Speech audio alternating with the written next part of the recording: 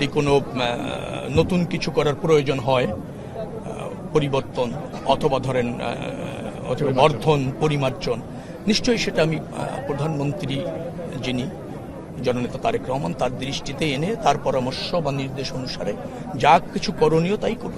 দেশের স্বার্থে যতটুকু দরকার, দেশের স্বার্থের জন্য তো জনগণ আমাদেরকে মেজরিটি দিয়েছে।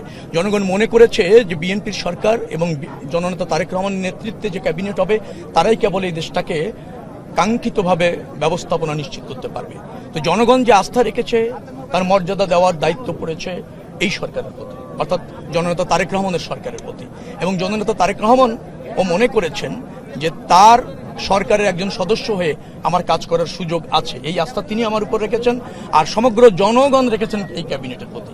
যার ফলে যে কোনো মূল্যে সেটা আমরা সততার সাথে স্বচ্ছতার সাথে করতে সক্ষম হবে।